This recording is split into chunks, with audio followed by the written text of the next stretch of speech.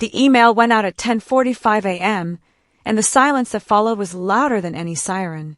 Subject line: mandatory departmental briefing, 3 p.m. sharp. The body was even more cryptic. All hands required. Personal attendance is non-negotiable. Please clear your schedule. Agenda: a major transition. I clicked send and leaned back in my chair, listening to the collective, low-grade nervous hum that instantly infected the entire 12th Precinct office. It was exactly 10:45 a.m. on my birthday, and this meeting? This was my present to them. See, I'm Beatrix. And for the last 5 years, I've been the invisible glue holding this place together, specifically when it came to morale. I wasn't a detective yet. I was the operations coordinator, which meant I handled everything they didn't want to, from evidence tracking to, yes, office birthdays. I was the one who remembered that Detective Miller was weirdly obsessed with crocodile dung sunscreen and actually used a tiny bit of that detail to pick out his gift. I was the one who figured out Captain Reynolds hated fondant and made sure his cake was a simple, old-school German chocolate instead. I'd spent countless hours, my own time, color-coding themes, ordering custom cupcakes, and coordinating that awkward, off-key, happy birthday sing-along. I even remembered the pets' birthdays for half the desk sergeants. And you know what? It was fun for a while. It felt like I was part of a family, a crucial cog in the intense, high-stakes machine that is a metropolitan police precinct.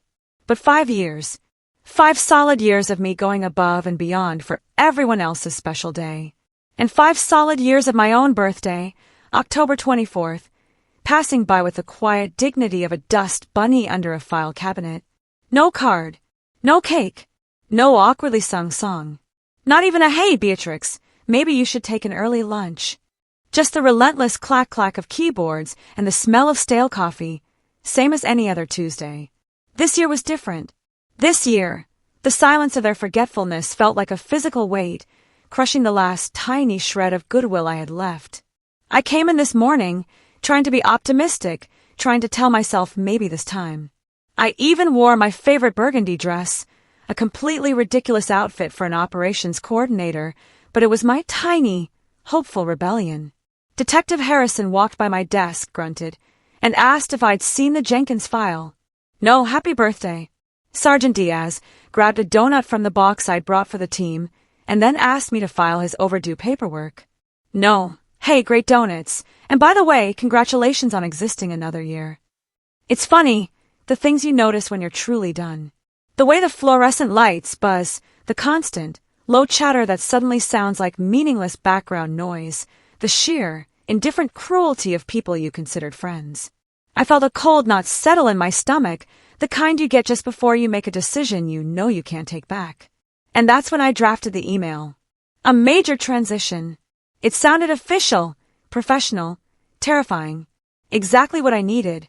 Within 5 minutes, Detective Harrison, a guy who usually moves with the speed of a sloth on tranquilizers, was at my desk. His eyes were wide. B, what is this?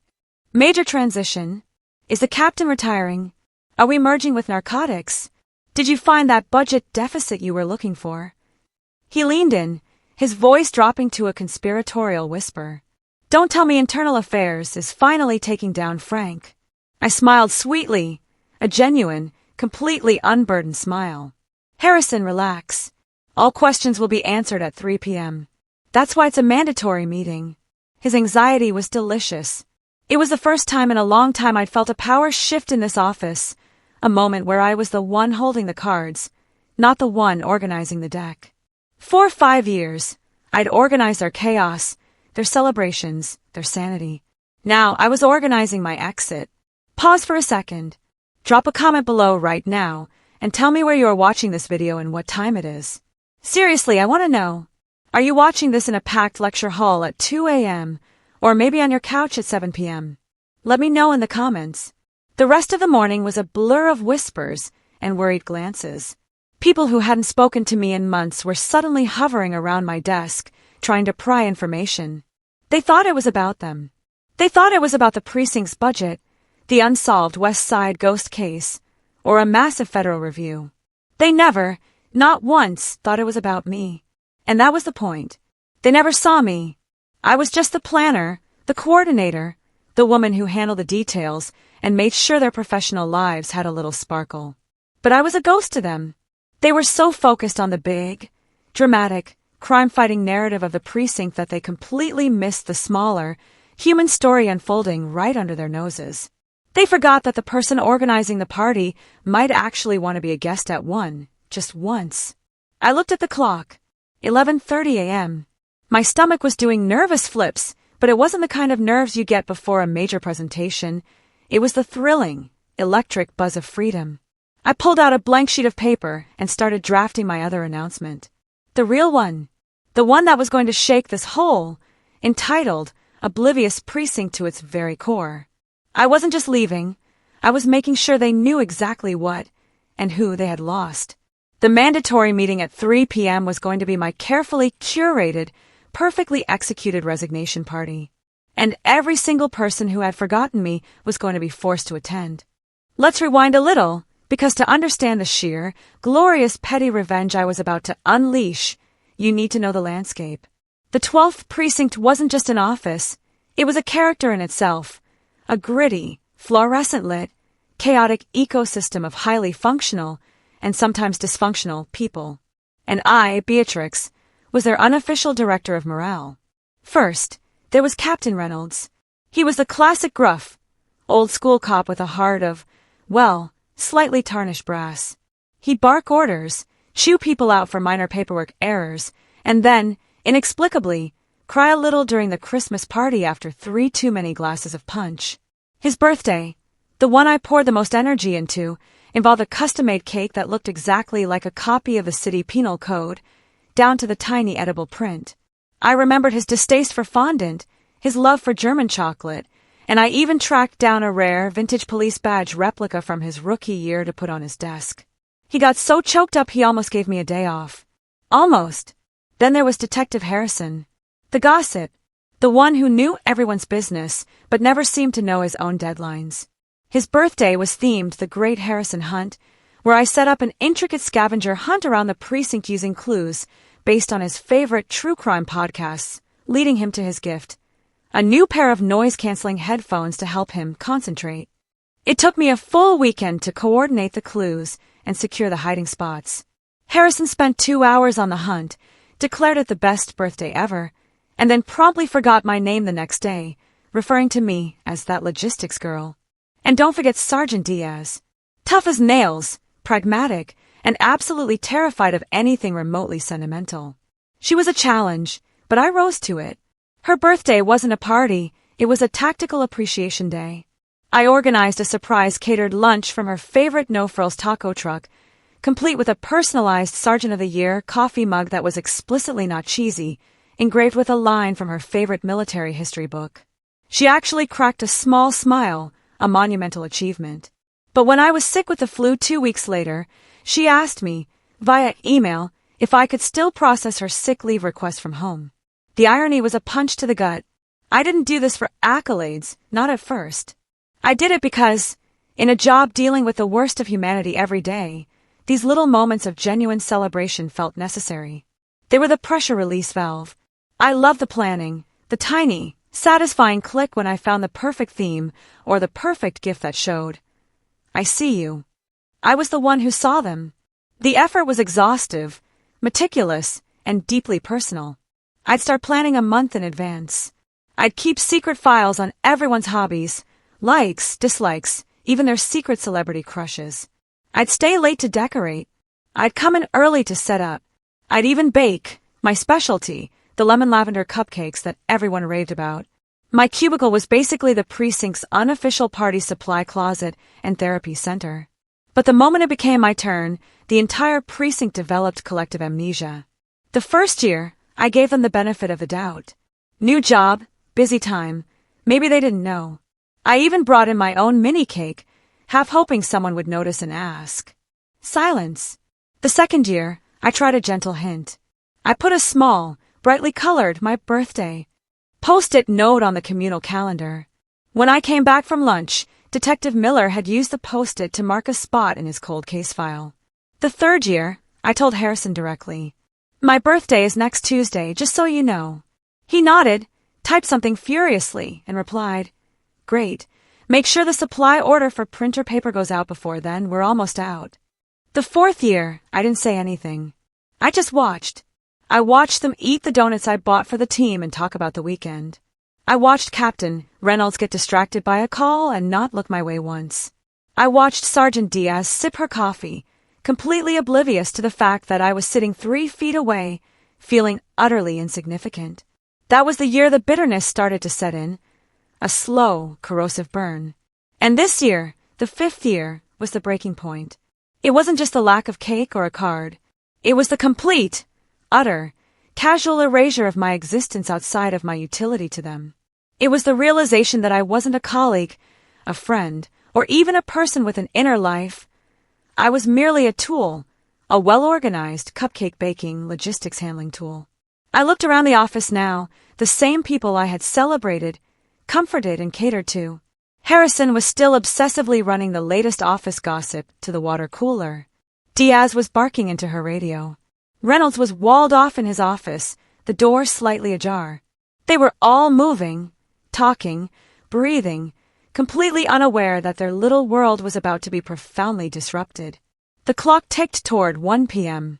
My stomach was still doing those wonderful, anxious free flips. I took a deep breath, the air in the precinct thick with the scent of stale coffee and impending doom, for them, not for me. I was about to go from invisible utility player to the star of their worst-case scenario.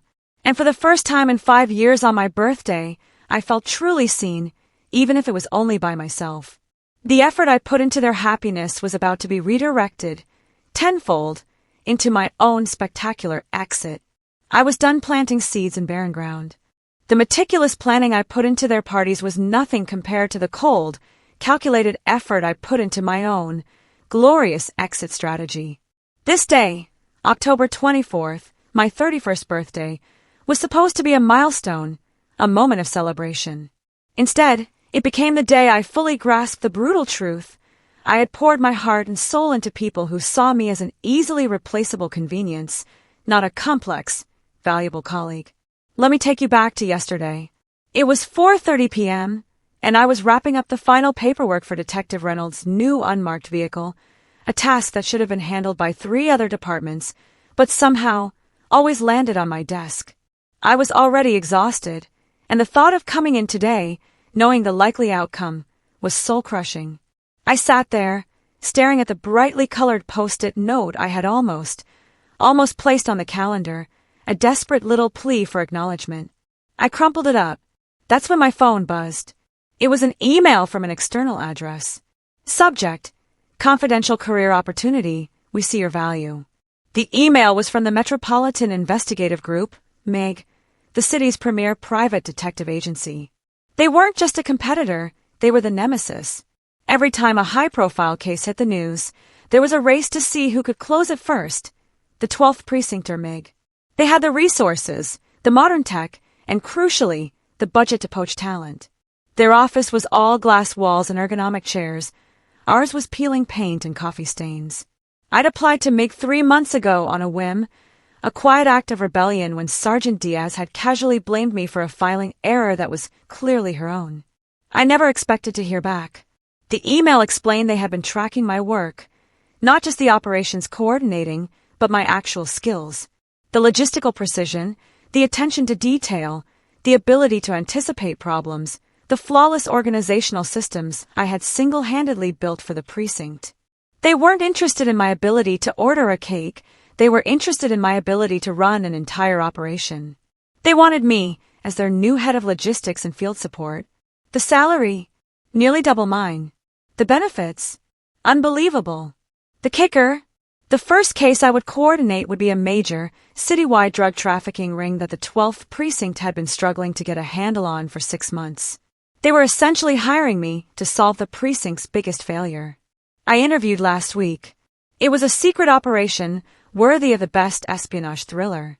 I used a fake dentist appointment, wore sunglasses in the taxi, and met with the CEO of MEG, Evelyn Reed, in a neutral coffee shop 3 neighborhoods over.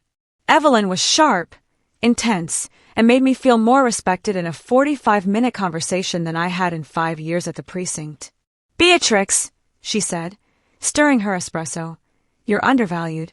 Your current team sees a secretary who handles admin. I see the person who makes sure every piece of evidence, every witness interview, and every tactical team is where it needs to be, exactly when it needs to be there. You are the engine, not the oil. We want the engine. She gave me the job offer on the spot. I asked for 48 hours to think about it. I knew I didn't need 48 hours. I needed 24 more, just enough time for my birthday to arrive, and for the precinct to once again prove my decision was right. When I woke up this morning, the silence from my phone confirmed it. No early texts, no email from HR, no forced well wishes. Just the usual flurry of work emails, demanding my immediate attention for their issues. That was the last nail in the coffin. I accepted the MIG offer at 9 a.m., right after Captain Reynolds had walked past my desk without even making eye contact. The major transition, in the 3 p.m. meeting email, that was the resignation. The revelation that I was leaving for their biggest competitor, that was the icing on the very large, very well-deserved, and very expensive cake I was never going to get from them. I looked at the framed photo on my desk, a blurry, happy shot of me and my team at last year's holiday party. I'd organized that party, too. I slowly turned the frame face down. The emotional connection I had built, the feeling of being part of a family, was completely and utterly severed. It wasn't betrayal I felt. It was a powerful, exhilarating sense of self-rescue. I wasn't running from a job. I was running to a career where my skills were recognized and my humanity was respected. The police precinct was focused on catching criminals, on external threats. They completely missed the quiet, internal threat I represented. A highly efficient, highly capable employee reaching her limit and deciding to take all her talent, all her secrets, and all her logistical genius straight to the opposition. The only person I had to blame for their impending shock and disruption was themselves. They forgot my birthday, so I gifted myself a future, and in the process, I gave them a shock they would never forget. The morning of my birthday was a slow-motion study in casual dismissal. The clock ticked past 8 a.m., then 9 a.m., the time when people usually settled in and grabbed coffee. My phone, which I deliberately left on my desk, remained silent. No calendar reminder pop-up, no internal email from the non-existent office party committee, which was, of course, just me. The silence wasn't just the absence of noise. It was the deafening sound of 5 years of work being completely erased. I watched the movements of the precinct like a surveillance camera operator who already knew the criminal's plan. Captain Reynolds was the first major player. He emerged from his office, a towering figure in a slightly rumpled suit, carrying a giant stack of folders. He stopped 2 feet from my desk. My heart gave one tiny, pathetic flip. This is it. He's going to say something. "Beatrix," he boomed, his voice already carrying the gruff urgency of a man on a mission. "I need these 3 case files logged and cross-referenced with the city attorney's office by noon. Major priority. Think you can handle that?" I nodded, the word a small, dry pebble in my throat. "Yes, Captain." He slapped the files down, the thwack echoing the finality of his focus. He didn't look at my face, my burgundy dress, or the tiny, hopeful vase of sunflowers I had placed on my desk this morning. His eyes were already scanning the room for his next target. "Good. Get on it." And then he was gone, heading toward the briefing room, preoccupied with real police work. My birthday was less important than his paperwork. Next up was Detective Harrison. He strolled over, sipping his coffee, already deep in conversation with Detective Miller about the Yankees' off-season prospects. He paused near me, not to engage, but to lean his hip on the edge of my desk, using it as a temporary barrier. "Hey, logistics girl, you hear about this meeting at 3? He asked Miller, loud enough for me to hear. He didn't even address me directly. "Be sent out this intense email. Major transition." Sounds heavy, right? Detective Miller shrugged. "Probably just the new budget cuts. Who cares? Hey, B." He finally looked at me, a quick, dismissive glance. "Did you order the extra strong coffee pods last week? These ones taste like dust." My internal monologue was screaming, "It's my birthday. I'm leaving. I'm going to ruin your life." But my outward response was the carefully controlled mask of the dutiful operations coordinator. "They're on back order, Detective Miller." "I'll check again." Harrison pulled himself off my desk. "Yeah, well, Make sure they're here soon. And listen, Beatrix, you got any intel on what this 3 p.m. thing is really about? You're the one who wrote the email. He winked, a gesture that was supposed to be friendly but felt patronizing. He was treating me like an informant, not a colleague. I met his eyes, a small, genuine spark of cold fire igniting in my own. Harrison, I wrote what I meant. It's a major transition. Everything will be explained at 3 p.m. I enjoyed the faint flicker of alarm that crossed his face. He thought I was being cagey, protecting precinct secrets. I was protecting the secret that I had finally snapped. The final straw came around noon, courtesy of Sergeant Diaz. She was notorious for her brisk efficiency and lack of small talk. She approached my desk, holding a printed version of the mandatory departmental briefing email. Beatrix, about this meeting, she stated, her brow furrowed. The language is unusually alarmist. Is this about the internal affairs inquiry into the West Side case? I need to know if I should prepare a statement. I looked up at the woman whose tactical appreciation day had cost me $50 and an entire Saturday of coordination. Sergeant, I can assure you that your preparations for the meeting at 3 p.m. should be minimal, but your attention should be absolute. It's important. She leaned down slightly, lowering her voice, a rare gesture of trust. Look, B, don't keep me in the dark. If we're getting audited or if there's a press leak, I need to secure my files. Her concern was entirely selfish, entirely focused on damage control for her career. The idea that she might be keeping something from me never crossed her mind. The idea that this major transition might involve me as a person, not me as a functionary, was completely alien to her. Sergeant, I replied, my voice calm and even, at 3 p.m., the most vital file in this precinct is going to be closed permanently.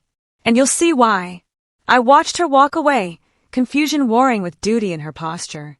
She immediately started making calls, clearly convinced I was hiding information about a massive external threat. The complete and utter ignorance of their behavior solidified my resolve. They didn't forget my birthday out of malice, they forgot it out of professional myopia.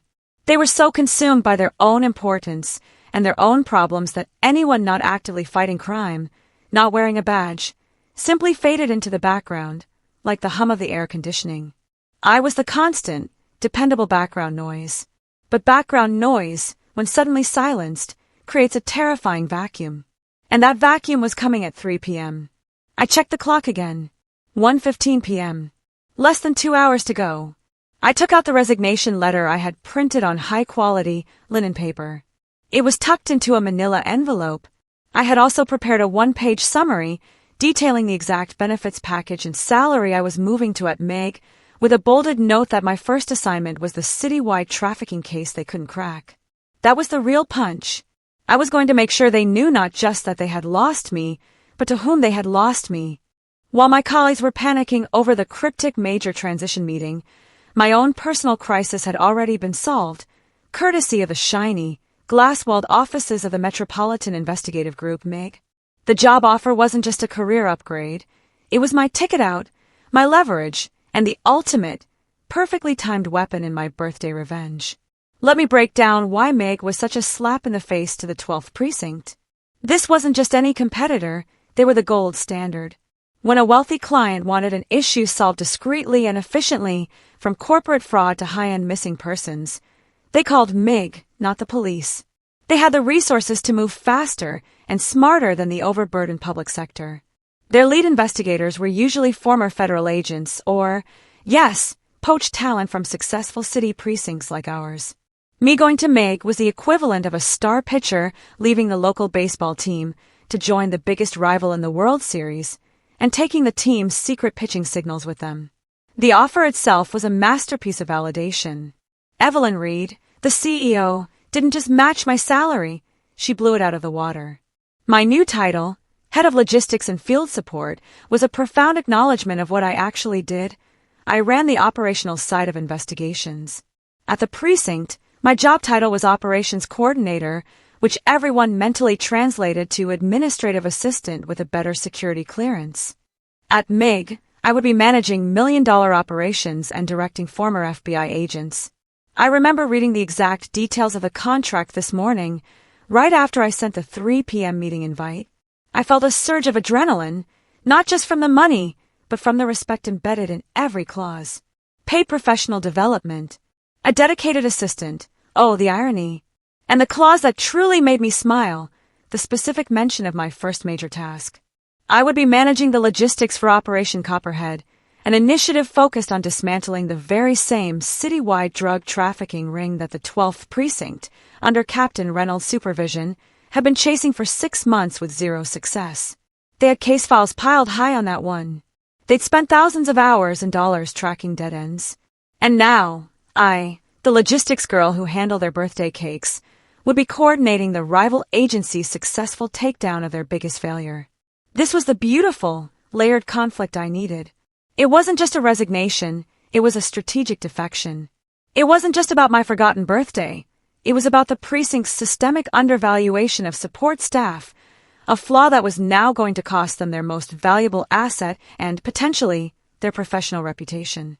I had the formal acceptance email from Evelyn printed out, along with a brief, highly technical one-page summary of Operation Copperhead's scope, highlighting the key, precinct-level failures that Meg was set to fix. This was going into the manila envelope along with my resignation letter. I wanted them to know the cost of their oversight in excruciating detail. As I sat there, the details of my new life swimming pleasantly in my head, I watched Detective Harrison walk past again. He was now frantically trying to call his wife, convinced the 3 p.m. meeting was about department-wide layoffs. He looked genuinely distressed. Normally, I would feel bad, maybe even try to reassure him with some carefully chosen, vague words. But today I just felt the sharp, satisfying clarity of self-preservation. His distress was a direct result of his own lack of respect, his own dismissiveness. He had 5 years to see me, to acknowledge me, and he chose to call me logistics girl one final time this morning. I took a deep breath. The air felt cleaner, lighter. I wasn't leaving because I hated the precinct. I was leaving because I finally loved myself enough to demand a seat at a table that saw my worth. The precinct had taught me to be meticulously organized, resilient, and resourceful. Now, I was taking all those hard-won skills to the people who would actually pay for them and who, crucially, wouldn't forget my birthday. The clock showed 2:05 p.m. The entire office was now vibrating with barely contained tension. Captain Reynolds had canceled his lunch. Sergeant Diaz was reviewing her personnel files with the intensity of a diamond cutter. The secret weapon, the MiG offer, was tucked safely in my desk drawer, waiting for its 3 p.m. debut. They thought they were preparing for a department crisis. They were actually preparing to witness the end of an era, the era where they could take Beatrix, their invisible engine, completely for granted. They had forgotten the small things, and now they were about to pay for it with something huge. The moment the email landed in everyone's inbox, the air in the 12th Precinct didn't just thicken, it became pressurized, like a faulty boiler about to blow. My cryptic, official-sounding subject line, mandatory departmental briefing, 3 p.m. sharp.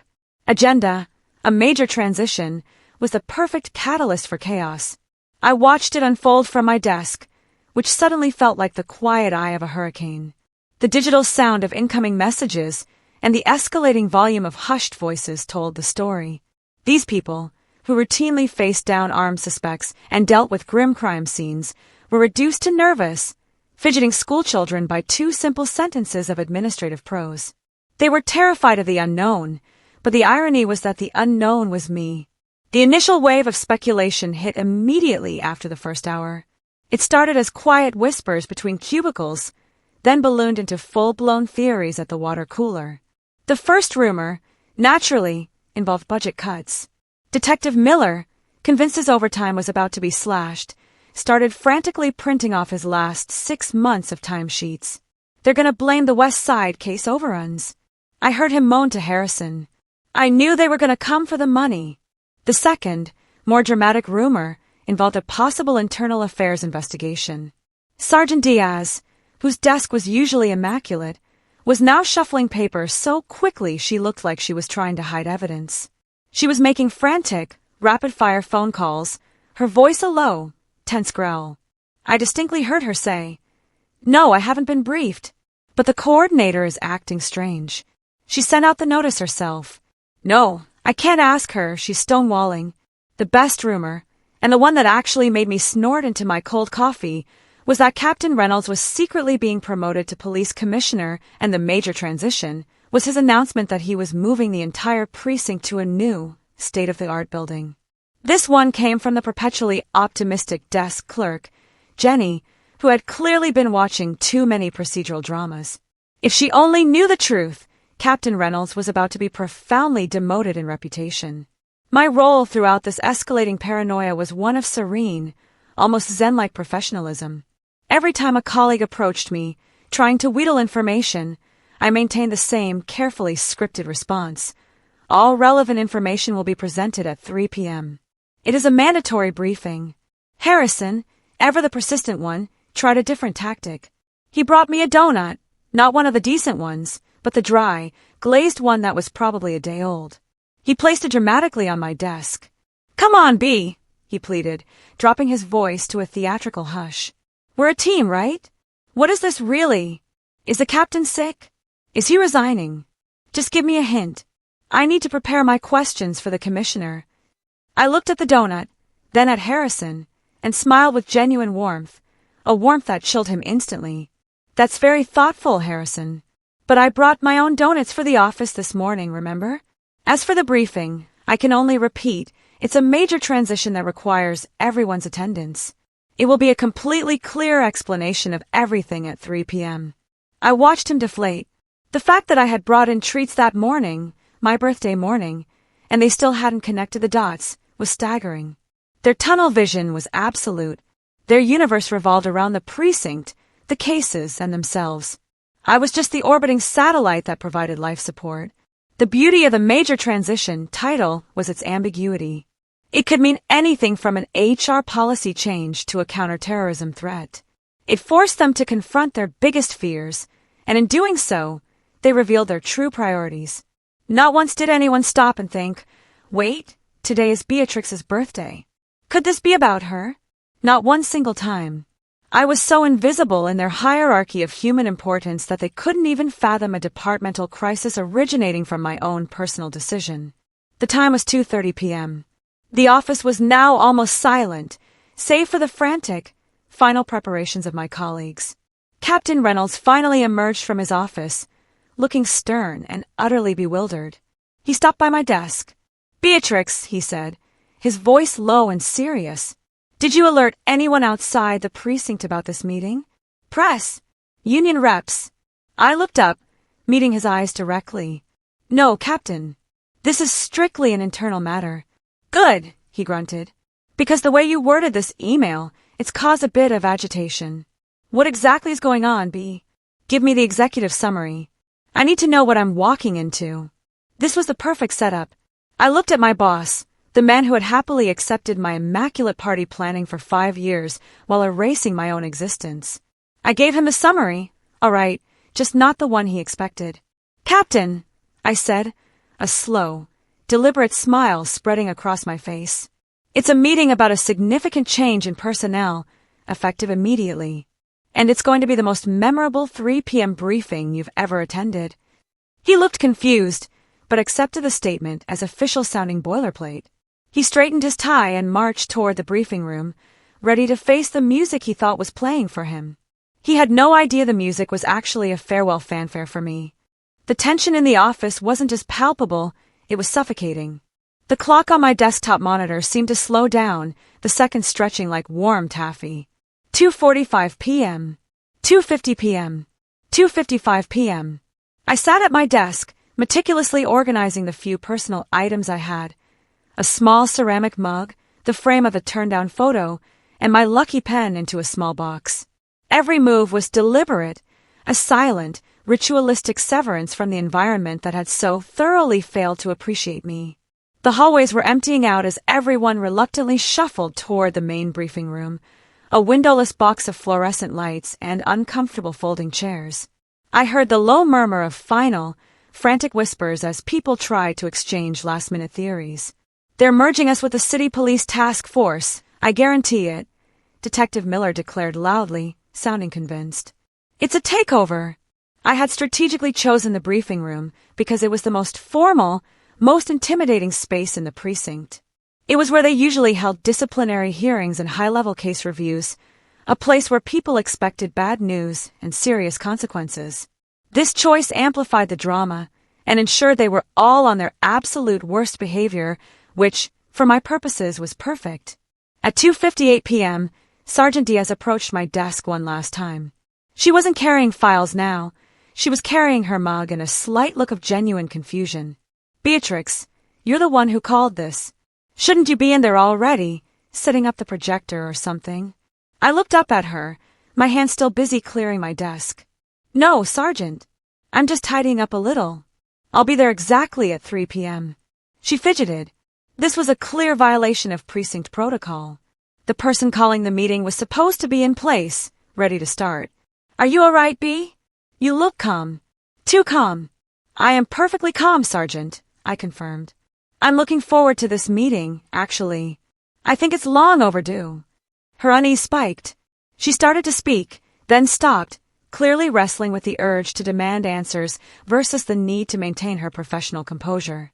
She settled on a terse, "See you in there, then," and hurried away, adding another layer to the atmosphere of dread. At 3 p.m. exactly, I closed my box, stood up, and took the manila envelope containing my resignation and the MIG details from my drawer. I took one last, long look at the empty cubicle that had been my workplace for 5 years. It was clean, organized, and utterly soulless. It was finally, officially, no longer my problem. I walked into the briefing room. The silence was instantaneous and absolute. All 23 members of the 12th precinct were seated, facing the front. Captain Reynolds sat at the head of a long table, his face a tight mask of authoritative worry. Harrison, Miller, and Diaz were scattered among the chairs, all eyes on me.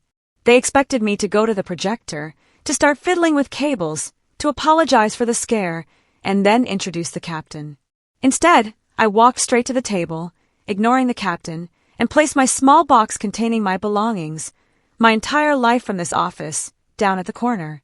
Then, I walked around to the head of the table, directly opposite Captain Reynolds.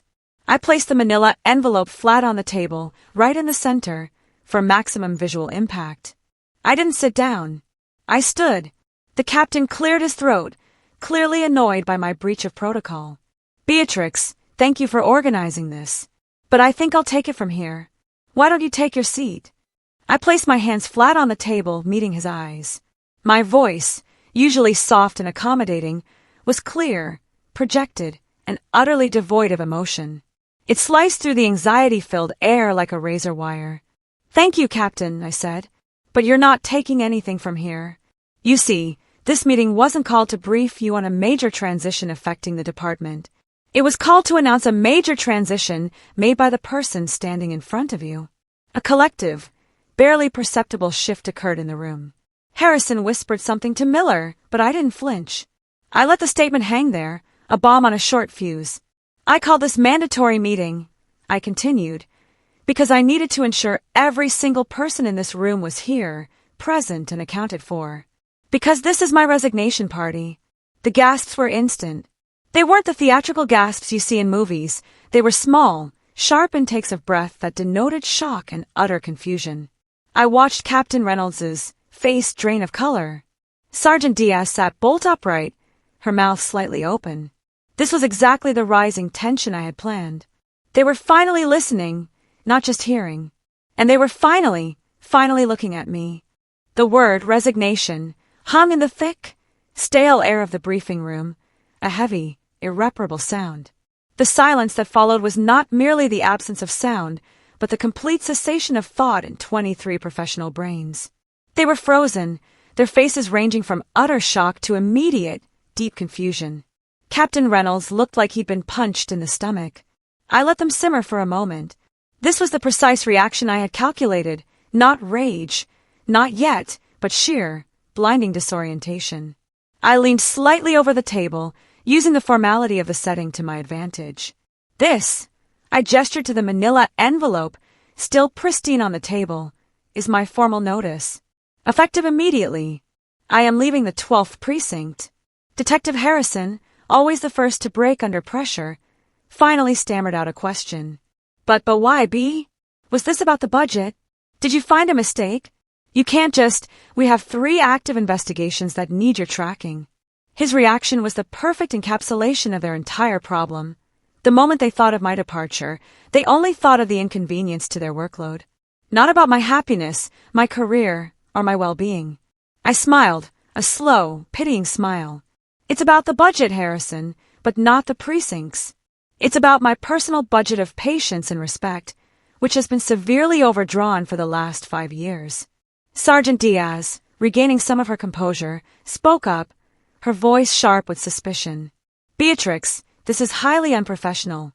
If you have grievances, there is a formal process. You cannot disrupt a mandatory meeting for a personal exit. Oh, but I can, Sergeant, because you demanded my attendance at this time, and I am delivering the agenda. And my grievance is the agenda. I looked her dead in the eye. And since you brought up professionalism, let me ask you something. How many birthdays have you celebrated since I started here 5 years ago? The question was so unexpected, so off-topic from the perceived crisis, that it derailed her entirely. She frowned, confused. What? Dozens, I suppose. What does that have to do with anything? Everything, I said, my voice hardening. It has everything to do with the value of people in this room. I have organized, funded, decorated, and baked for every single one of your birthdays. Captain Reynolds, Detective Miller, Sergeant Diaz, the lot of you. I remember the German chocolate cake, the tactical lunch, the noise-canceling headphones, and yes, Miller, the crocodile dunk sunscreen. I paused, scanning their faces as the realization began to dawn. Slowly, painfully, they were finally remembering the endless stream of thoughtful, personalized celebrations they had effortlessly consumed. And yet, I continued, the bitterness finally lacing my tone, you all forgot one. Mine. 5 years. Not a single card. Not a single cake. Not even a tired, "Happy birthday, Beatrix," as you ordered me to file your paperwork. I stepped closer to the table, my hands gripping the edge. The air was now thick with collective guilt and shame. This was the betrayal.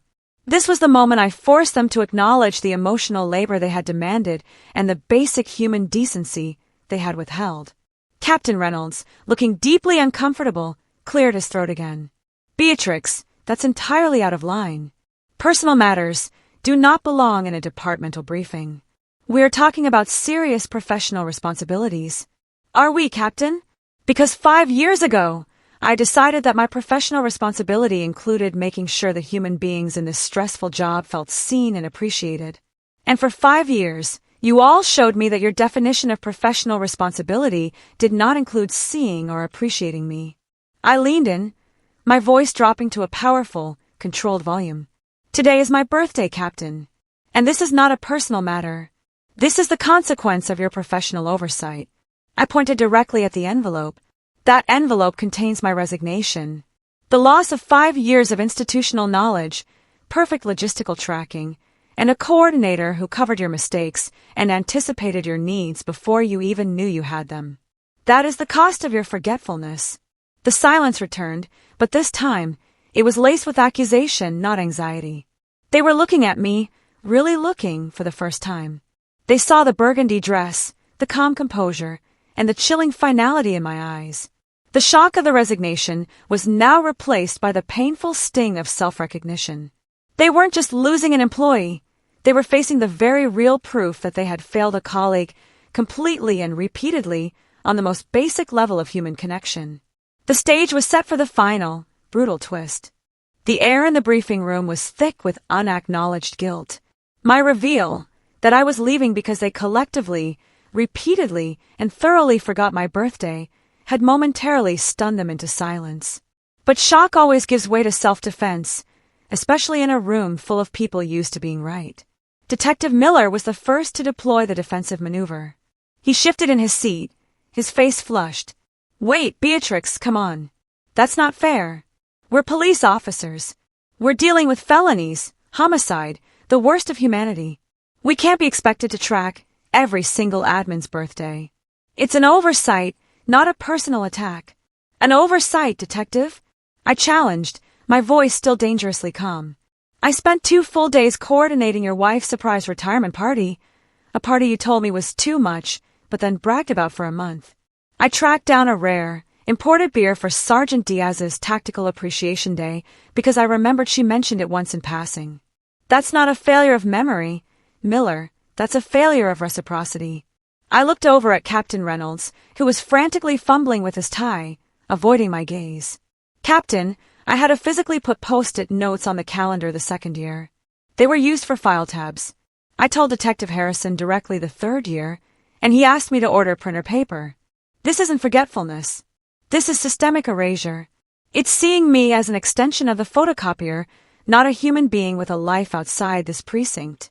Sergeant Diaz tried to inject some practical professionalism back into the room. All right, Beatrix, we hear you. We understand you feel undervalued, and perhaps we were focused on our casework. But this is the police. We're understaffed and high pressure. If you're resigning, we can discuss a proper 2-week notice, perhaps a severance package. I cut her off. The time for negotiation was long past. No, Sergeant.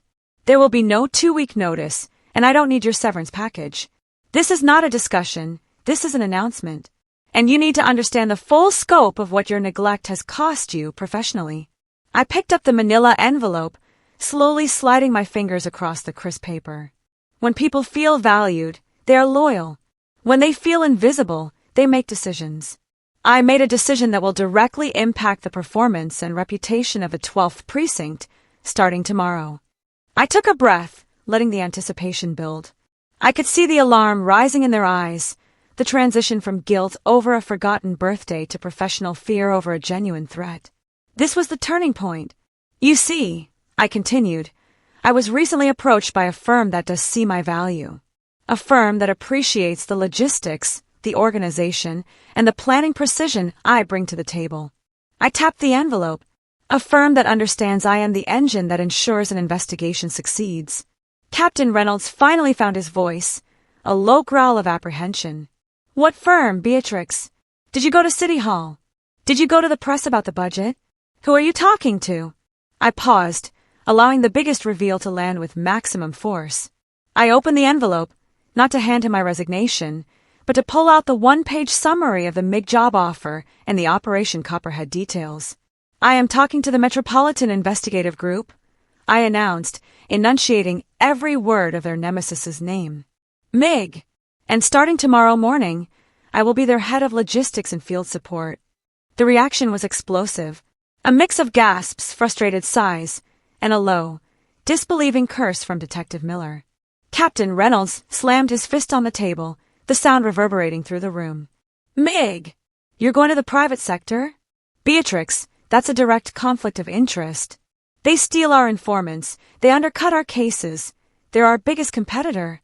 Precisely, I confirmed. And I'm not just going to work for them, Captain. I'm going to ensure they succeed where you have failed. I held up the single sheet of paper, the one with the bolded details of their trafficking case. My very first assignment, the one they hired me specifically to coordinate, is Operation Copperhead, the citywide drug trafficking ring that has been embarrassing this precinct for the last 6 months. I laid the paper down, positioning it so Captain Reynolds couldn't help but see the keywords. I am going to take all of my perfectly organized, highly efficient systems, the systems I built here, and I am going to use them to help your biggest rival close your biggest case. That is the true cost of forgetting my birthday. The silence was now heavy with professional fear and the sudden, sickening realization of their own short-sightedness. It wasn't just a birthday they had forgotten. It was the person who held the operational keys to their entire department. And now, she was handing those keys directly to the opposition. The look on Captain Reynolds' face was the most satisfying expression I had ever witnessed in 5 years at the 12th precinct. It was a perfect blend of professional panic and personal shock. The mention of MIG had been the electric shock. The mention of Operation Copperhead, their most high-profile, stalled case, was the full-blown heart attack. He shot to his feet, his chair scraping loudly across the floor, breaking the stunned silence. This is unprecedented, Beatrix. A logistics coordinator does not simply walk out and defect to the enemy. This is a massive breach of trust, of ethics. We trained you, we gave you access to confidential operational data.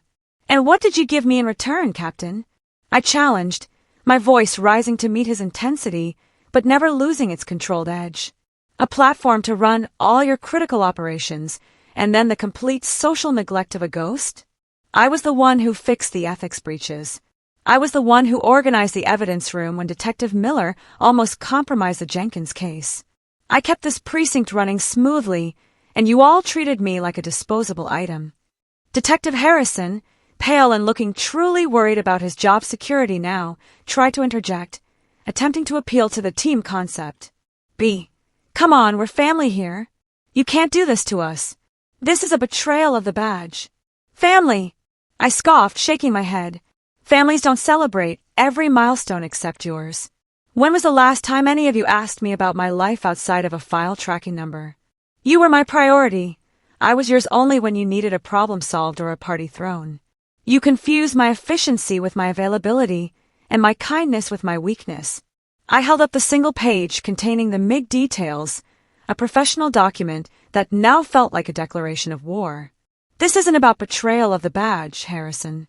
This is about a highly skilled professional taking her talents to a company that offered nearly double the salary and a position of actual authority. Authority I earned here but was never granted because my job title involved administrative work, not a gun. I walked the length of the table and placed the document directly in front of Sergeant Diaz, whose eyes scanned the numbers immediately. Her professional facade began to crumble as she processed the financial damage. Look at the benefits package, Sergeant, I instructed her. Look at the professional development funds. Look at the title. They saw a strategic asset. You saw a girl who ordered the good donuts. Diaz looked up, genuine shock overriding her anger. Head of logistics? This is a serious role, Beatrix. You're talking about managing high-level surveillance, assets, and deployment strategies for a major private firm. You built the best tracking system this precinct ever had. Yes, I did, I confirmed, standing tall. And now that system, and the person who runs it, will be used to ensure MIG's success. Starting with Operation Copperhead, I turned back to Captain Reynolds. You spent 6 months on that trafficking case. You've wasted countless hours because your internal logistics are chaotic, your evidence tracking is flawed, and you have no one dedicated to the big picture operational flow. I fixed all of those flaws, and now I'm taking the solution to your rival. The reality of the situation hit them fully. It wasn't just a personnel loss, it was a devastating strategic blow. They weren't losing a secretary, they were losing the person who knew where all the bodies were buried, not literally, but operationally. The person who knew their vulnerabilities, their internal bottlenecks, and their technological shortcomings. And that person was now going to be used to expose their incompetence publicly by solving the case that had been haunting the 12th Precinct's reputation. Captain Reynolds leaned forward, his voice suddenly dropping its bluster and becoming almost a desperate plea. B, wait. We can fix this. You're right. We should have recognized your efforts. You are incredibly valuable. Tell me what it takes. A promotion? A raise? We can't afford to lose you, especially not to MIG. We'll throw you a party right now. We'll call the bakery. Stop, Captain, I said, holding up my hand, silencing him instantly. The bakery is closed. The time for a last-minute, guilt-driven, damage control party is over. The fact that your immediate response to a professional defection is to offer a bribe of cake is proof that you still don't get it. I picked up my resignation letter and the MIG summary. You see me as a resource to be managed. MIG sees me as a resource to be invested in. I'm choosing investment. I'm choosing respect. I walked toward the door, leaving them scrambling, shocked, and facing a massive operational void. This wasn't just a resignation, it was a reckoning. My forgotten birthday had purchased the ultimate, long-form, viral revenge. The silence after I announced my role at MIG and my first assignment, Operation Copperhead, was instantly broken by Captain Reynolds. His face, usually a study in controlled sternness, was now a portrait of desperation. He understood the gravity of my defection far better than the others. A lost logistics coordinator was bad.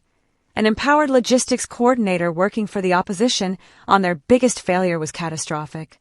Beatrix, please, sit down. His voice was strained, lower, stripped of its usual authority. He was pleading now, maneuvering for damage control, not command. Let's be rational. This is a massive overreaction to a small mistake. We can fix this. We can throw you the biggest party this precinct has ever seen. We'll get a professional cake, a plaque, a bonus, whatever you want. Don't let 5 years of hard work for the city go to a private firm. He was trying to paint my exit as a petty emotional fit, trying to diminish the professional value of the Meg offer by framing it as a reaction to a small mistake. And that was the final, unforgivable insult. A small mistake, Captain? I repeated, leaning against the doorframe, my small box of personal items at my feet. No. It was a pattern of behavior that demonstrated a fundamental lack of respect. And you're still doing it. Your immediate offer is still cake and a party. You still think that my value is measured in cheap sentiment and temporary attention, not in the salary and authority that Meg is offering. I didn't wait for him to respond. I needed to drive the point home one last time, to make sure the message was about value, not just vengeance. Captain, you asked me what it would take. I'll tell you. It would take you realizing that I am the operational center of this precinct. It would take a 6-figure salary, the title of director, and a guarantee that you would never mistake my dedication to my job for my acceptance of being taken for granted. And it would require you to understand that those things aren't a bribe, they are the true market value of the services I provide. I gestured to the room full of red-faced, uncomfortable colleagues. Detective Miller looked like he wanted to disappear under the table. Sergeant Diaz was studying the Meg offer summary with a professional intensity that suggested she was calculating her own market value. Do you know why Meg is paying me what they are, Captain? I asked, my voice ringing with finality. Because they know that my organizational skill is what wins cases. They know that while you are all running around, chasing leads, I am the one making sure the evidence is admissible, the paperwork is flawless, and the entire operation moves with surgical precision. You are the field, I am the headquarters, and you just gave headquarters away to your biggest enemy. His plea shifted from bribery to institutional panic. But Copperhead, Beatrix, if you coordinate that for Meg, they will solve it before we get anywhere. The press will crucify us. Our budget, our standing, it will all be damaged. Think about the public good. I am thinking about the public good, Captain. And the public good is served by the people who are best equipped and best compensated to do the job. You had me. You had the best logistical mind in the city, loyal and dedicated, and you let me walk because you couldn't be bothered to put a sticky note on a calendar once a year. I looked around the entire room, giving everyone a moment of eye contact. You all took 5 years of free, high-level administrative work, birthday coordination, and morale boosting, and gave me nothing in return but silence on October 24th. I don't feel guilty. I feel empowered. My birthday gift to myself is a future where I am respected. Captain Reynolds' shoulders slumped. The fight went out of him. He finally saw the bigger picture. They had not just lost an employee, they had created a highly motivated, perfectly positioned insider threat for their rival. His last words were not a command or a plea, but a grudging, defeated acknowledgement. Beatrix, he said, his voice barely a whisper. We truly underestimated you. And I am sorry we forgot your birthday. You deserve better. It was too late, but it was the apology I had staged the entire scene to receive. It wasn't the cake I wanted. It was the admission of their failure to see me. I gave him a single, curt nod. The show was over. All that remained was the exit. I stood by the door, my small box of belongings at my feet, and watched the realization settle over them like a thick, toxic fog. Captain Reynolds' defeated apology was the final piece of the puzzle, the reluctant acknowledgement that this wasn't just a personal slight, but a massive strategic error that would define his precinct's next quarter. I took a deep breath, savoring the feeling of utter detachment. The 5 years of frustration, the countless hours of invisible labor, the sheer weight of their entitlement, it all dissipated in that moment. I was no longer Beatrix, the easily overlooked operations coordinator. I was Beatrix, the newly minted head of logistics for the firm that was about to eat their lunch. I looked at the entire room one last time, making sure my message was branded onto their memories, indelible and sharp. This is the lesson, I said, my voice echoing slightly in the now silent room. You all thought you were too busy fighting crime to focus on the small details. But I was the small detail. I was the one who made sure the evidence was logged correctly, so your case wasn't thrown out. I was the one who managed the schedules, so you had backup when you needed it. I was the one who paid attention to your human needs, so you could keep functioning under pressure. I picked up my box. It contained nothing of value to the precinct, but everything of value to me, a clean break. You took me for granted because my work didn't involve a badge or a gun. But I am leaving because my work is valuable. So valuable, in fact, that your biggest competitor is paying me twice what you did to solve the case you've spent 6 months botching. I held the gaze of Detective Harrison, who looked genuinely remorseful for the first time. You called me logistics girl. You should have called me essential. I looked at Sergeant Diaz. You valued procedure over people. Now your procedures are going to be used against you. And I looked at Captain Reynolds, still seated, his posture utterly broken. You valued status over substance. And the substance just walked out the door. I didn't need any more from them. No more pleas, no more promises, no more belated apologies. My point had been made with the precision of a high-level tactical strike. The entire purpose of the mandatory 3 p.m. meeting, my resignation party, was fulfilled.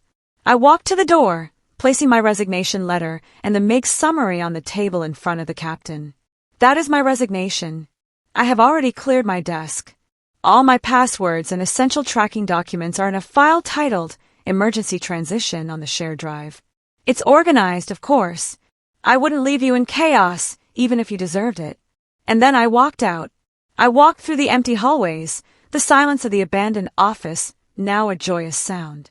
I didn't look back.